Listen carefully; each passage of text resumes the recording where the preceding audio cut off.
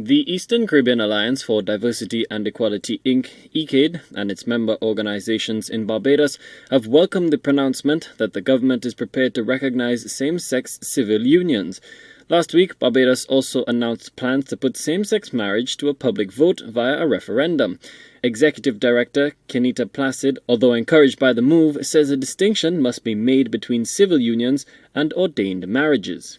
When they talk about recognition of a civil union, they basically speaking about the foreigners that would be coming in as same-sex couples already, who have gone through the process to recognize that. But we also reckon that it does not necessarily give their own citizens in Barbados the same right. And so I think although we are happy that the discourse is happening, we recognize that there is still a mouthful to be clarified and to better understand. Moreover, while the organization welcomes these progressive steps, Placid says it does not address the criminalization of consensual same-sex relations. Ecade points out that anal and oral sex are criminalized under the Sexual Offences Act in Barbados. If convicted of the offence of buggery, a person can be sentenced to life in prison, and someone found guilty of sexual indecency can spend up to 10 years behind bars. But nonetheless, Ecade welcomes the dialogue.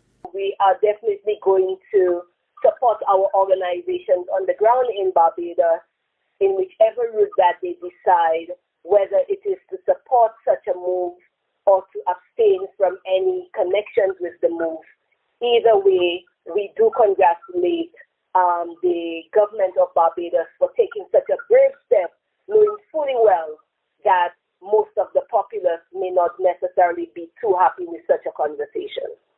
St. Lucia's criminal code, like some Commonwealth countries, still retain British colonial-era buggery laws that discriminate and outlaw same-sex relations among consenting adults. Despite increasing acceptance of homosexuality, people remain divided on the issue. LGBTQ human rights groups have tempered calls for marriage equality in St. Lucia, given the ideological and religious justification of stigma, discrimination, and a culture of homophobia. The less lofty but crucial goal is equal protection under the law and securing the rights and civil protections of the LGBTQ community. You'd recognize that even the organizations in St. Lucia has been looking at ensuring non-discrimination within the law, have been looking at non-discrimination in terms of the entire preamble of our Constitution, and has never really touched on gay marriage because it is something we understand to be a futile ground to the churches and to the populace as means of discrimination. And so their thing for St. Lucia, because you asked primarily to St. Lucia, I would say that the organization United and Strong has always been looking at how do we reduce stigma, discrimination, and violence towards LGBT persons and ensure that the law is really protecting all its citizens. Ecade has been doing its part to push through legislative reforms to end discrimination.